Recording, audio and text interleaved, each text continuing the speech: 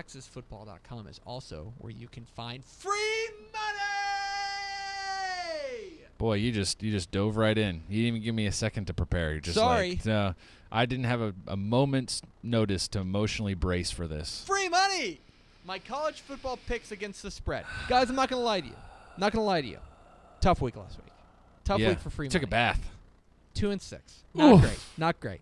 Not great. First losing week. Not great. And you know what it was? Honestly, and here's the bottom line. I took too many Texas teams, and it was such a crappy week for Texas teams. Like SMU. SMU wins, and they're one of the feel-good stories of the week from last week, but they didn't cover. Yeah. You know what I mean? I took too many Texas teams. So, overall, whatever. Anyway, Homer. We're going to bounce back here. We're at 42-28-2 or 42-28-2 on the year. There's a shade under 60%.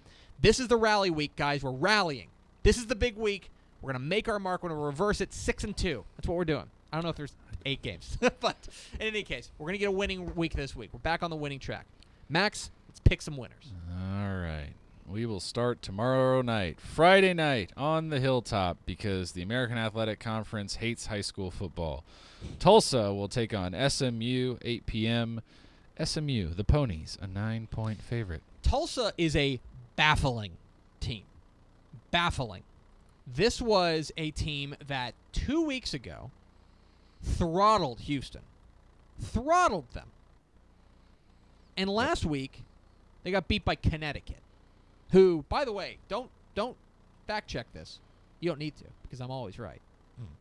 Please check it please and check call it. him out. Connecticut's bad. That's not really. So, Tulsa is a baffling team. The offense is solid, I think, especially running the ball, but everything they do defensively is atrocious. Mm-hmm. It's really bad. They're 122nd in rushing defense. They're 122nd in completion percentage allowed. This is the most damning stat, and the reason that I'm taking SMU -9.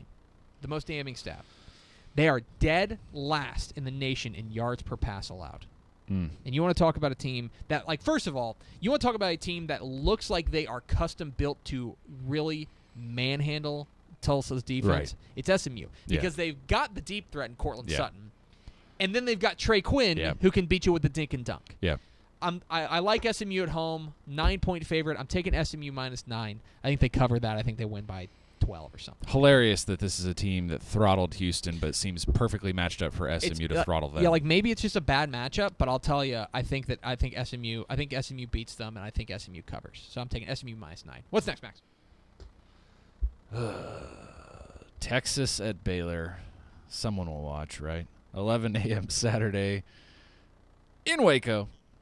Texas, an 8-point favorite. You're a lot more bearish on this game than I am. I think this could be a weird game, like a weird, fun game. I just think it's just kind of like the sadness bowl, right? Whatever your expectations were of each team to this point, they've been derailed by injuries or everything else or just reality. I don't know what it is, but it's just half the Texas offense might not play. It sounds like they may not have a quarterback. Who knows? So the weird thing, what's going to be interesting is I want to see I think the fourth quarter for Baylor against West Virginia is the best quarter of football they played all year. They were awesome. Yeah. If they play like that for even half the game, they're going to win this game outright, I think, because they were really, really good. That was things clicking, okay? They will have all their running backs healthy, which I think is helpful against a very good Texas defense. And for me, that is what's going to be very interesting, is the Texas defense against the Baylor offense. The other side is kind of a snuff film. Yeah. It's just kind of gross. Sure. Because it's the Texas offense, which is so banged up. We don't know who's starting at quarterback.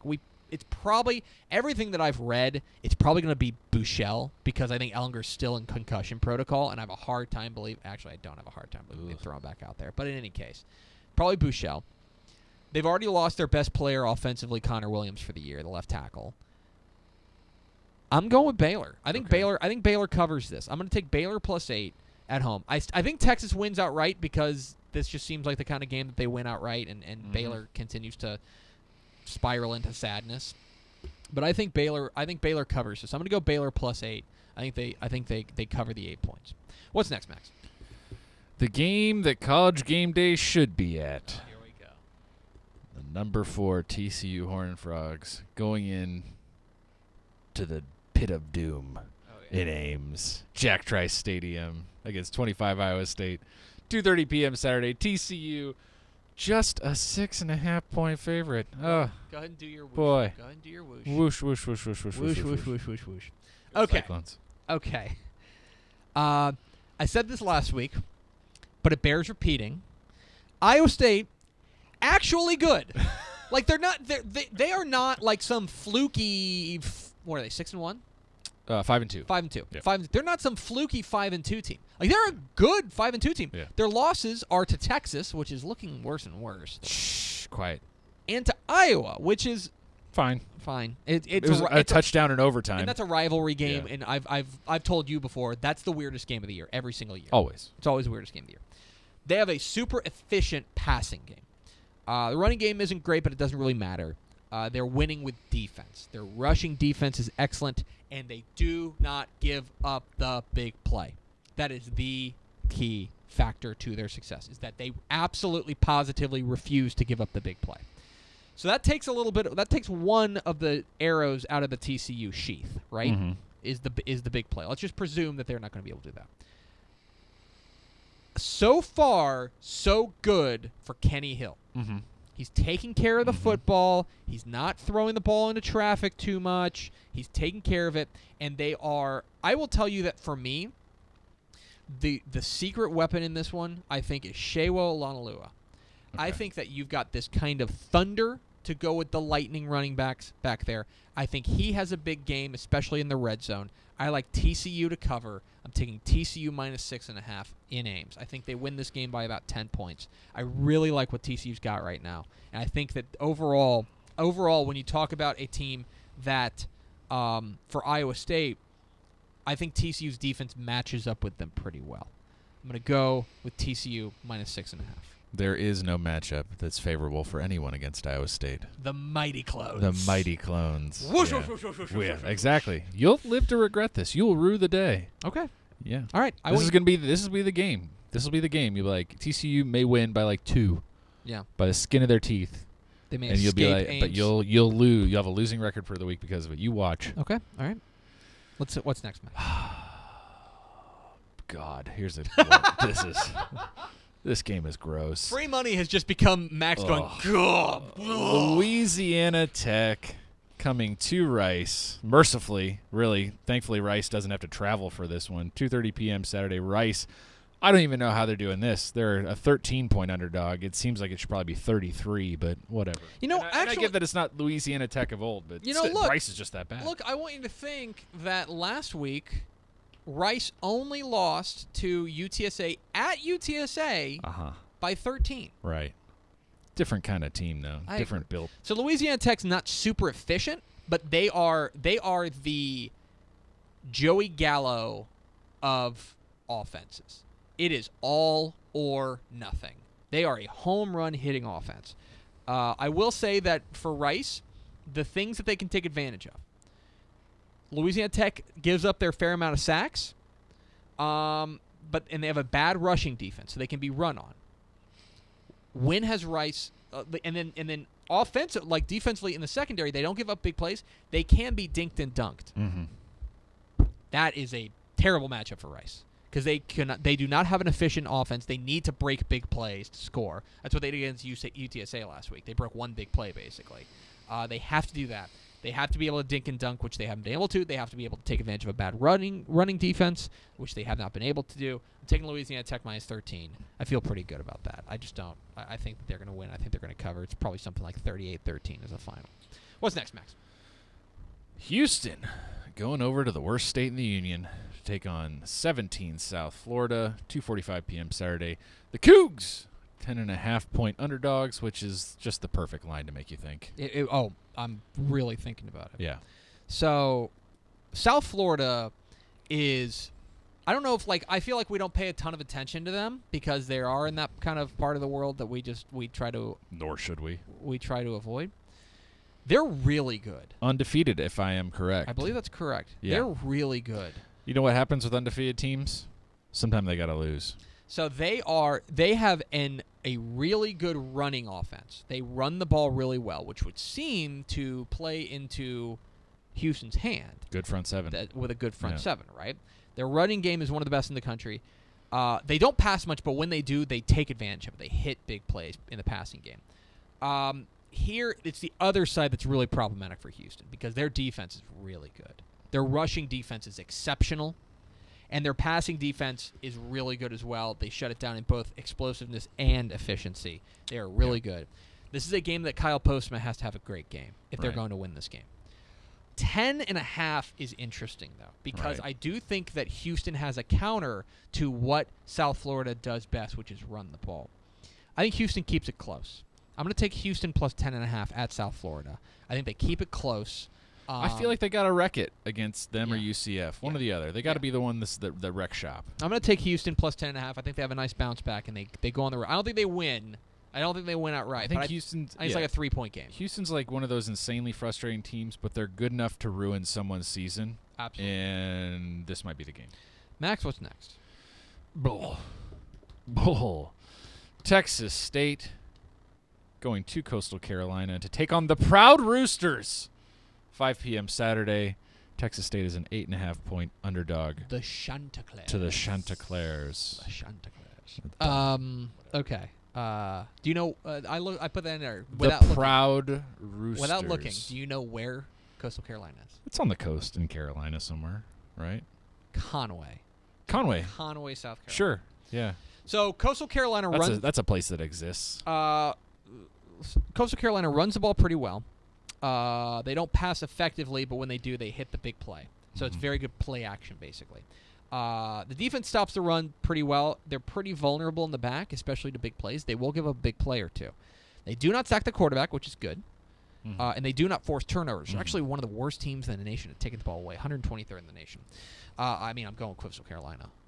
I'm sorry. Like, their offense, like they run the ball pretty well. Texas State's defense is pretty bad. There's no reason to do anything else. There's no reason to think that Texas State's going to keep this close. I'm going to take Coastal Carolina minus 8.5. What's next, Max? All right. The Mean Green, looking to bounce back from their embarrassment in Florida, host Old Dominion this week, 5:30 p.m. Saturday. North Texas is a 10.5-point favorite. So this is super interesting to me because when you talk about one-dimensional teams, Old Dominion is so one-dimensional. They have to run the ball. Their passing offense is terrible. When they throw the ball, they don't complete it very often, and when they do complete it, it's not for very many yards. They're not very good passing the ball. They have to run the ball. Every time they throw the ball, it's a bad idea. They're 123rd in interception rate. That's hard to beat. Right. It's hard to throw the ball a lot for not a lot of yards and throw a lot of interceptions. That's really impressive, actually. You're not even taking risks, and it's not going well. The defense is pretty bad as well. 74th in the nation rushing, which is where I think Jeffrey Wilson could have a decent game. Teams do pass on them a ton because it works. They're 59th in the nation at completion percentage, and they're 104th in the nation in yards per pass. That's where I think North Texas's offense can feast. Now, there is a path that you can see where Old Dominion runs the ball well, keeps the ball away from North Texas, and keeps this thing close. Too much to play for North Texas after last week. I think you're right. Yeah. I'm taking North Texas plus 10 or minus 10.5 rather. I will say one thing to watch: they do have a decent pass rush. So if they do not the sack, the offensive line has been okay for North Texas, not great. That's one thing to watch. All right. But I will say I'm taking North Texas minus 10.5. All right. What's next? Mississippi State goes into Texas A&M 6:15 p.m. Saturday. A&M is a 1-point underdog at home. So it's a pick 'em. It's a pick 'em. It's who do you think's going to win? Yeah. Is what it is. Well, A&M's going to win. It's going to be 16-15 or 22-18. Just some stupid football score that can't actually exist normally, and they'll just find a way.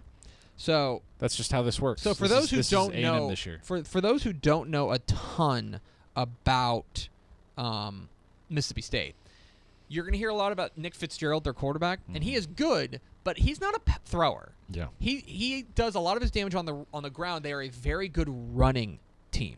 And, you know, A&M's strength is probably in their rush defense, or at least their strength defensively. So call that a push, right? Right. Let's just say it. They run the ball a lot. In fact, they're 23rd in the nation as far as run to pass ratio.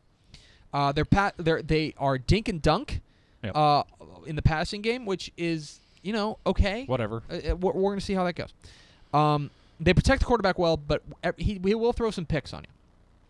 Their defense is fair against the run, and it's solid against the pass. So I don't feel like the play here for Texas A&M is to throw the ball a lot, especially when you saw last time they played. They were not. They did not throw the ball well. I think they need to keep this ball on the ground. Pick'em's a perfect call for this because I think this is. Yeah. Going with the home team. I'm going with the team that has a history of winning weird games. I'm going with A&M. Even though, like, we're talking about picking, you realize we're taking A&M in the back half of a season. Yep. Okay. That's it. This is the weird season. Yep. This is just how it's going to go. This is going to be the weird season of A&M. I'm going to go A&M 3-2. That's fine. That's 3-2 sounds right. 3-2. That's the pick. 6-5, 25-22. Yeah. I'm going to take A&M. They win. What's next, Max?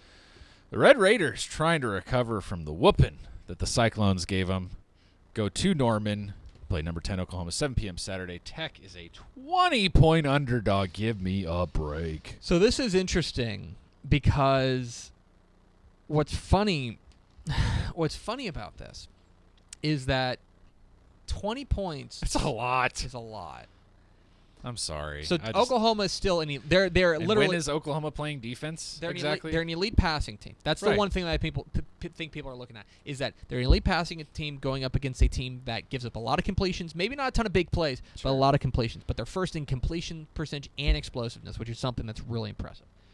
The running game is actually pretty solid too, but the majority of it I would say, like, more it's like Baker. Like when Baker Mayfield runs, he keeps plays alive. The points they're giving up, man. The points they're giving up. The thing is, though, man, I'm telling you, their defense is like this is two teams. This is the Spider-Man pointing himself meme. Right. Like these are two teams that throw the ball a ton and they're really good at it, and against two teams that do not stop the pass well. Right. But why is that a 20-point difference? That's the thing. I don't. I think Tech covers it. I think Tech beats the spread here. I'm not saying they win. No. But I think it's like a 14, 17-point game. Yeah. I'm going to take Tech plus 20 in this one. It could be 49-35. Yeah. That totally makes sense. I'm going to take Tech plus 20 in this one. I think that, and I also think that, I know if you're spooked about the offense last week against Iowa State against whoosh whoosh whoosh. Yeah. I don't be.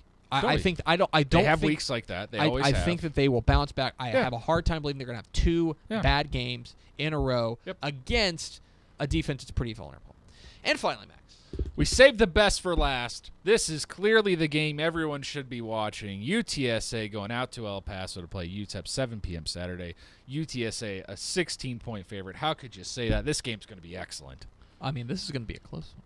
So the thing that you worry about if you are UTSA is that your offense pretty much no-showed last week. Yeah. Like, they got a defensive touchdown, right? Yep. They got a defensive touchdown, and then they scored 13 points against Rice. That's spooky. A little bit spooky. They'll win in this one 15-14. You think? I don't know. I have a hard time putting. I don't think they're winning by 16. You don't think they are? No, just because their offense just has not been that impressive. So I have UTSA underlined. Okay. Do what you want to do. I think it's a weird one where UTEP plays some defense and they still lose by like 14, and it's fine.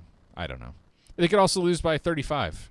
You can't trust UTEP. Why would you trust UTEP? That's the thing. Ultimately, I don't trust either of these teams, but I trust UTSA more. That's fine. 16's a lot. The offense thing does scare me, though. And remember, UTEP did play one really good defensive game against Western Kentucky. At home. But it's Aaron Jones bobblehead night. Transitive properties be damned, right? That's 20-7 against a Rice team that UTEP handled, or Rice that UTEP handled. So like it's Rice handled UTEP. So I don't know. Maybe Rice is really good. All right, this is your fault. Don't do it. Stick with your gut. Okay, You listened to me too much last week, and it cost you. I'm going to stick with my gut. I'm going to go UTSA minus 16. Maybe that's part of my game, man. I'm trying to mess you up. I'm going to take UTSA minus 16. I just think UTEP's really I got to bad. get you. And I Got to have a get hard you in the time- red. You don't ask bad to do good. That is the gambling adage. There you So, go. my free See? money picks for week 9. SMU minus 9 at home against Tulsa. Baylor plus 8 at home against Texas. TCU minus 6.5 at Iowa State. Louisiana Tech minus 13 at Rice. I like Houston plus 10.5 at South Florida. I like Coastal Carolina minus 8.5 at home against Texas State. I like North Texas minus 10.5 at home against Old Dominion. I like A&M plus 1 at home against Mississippi State. I like Texas Tech plus 20 at Oklahoma. And I like UTSA minus 16 at UTEP.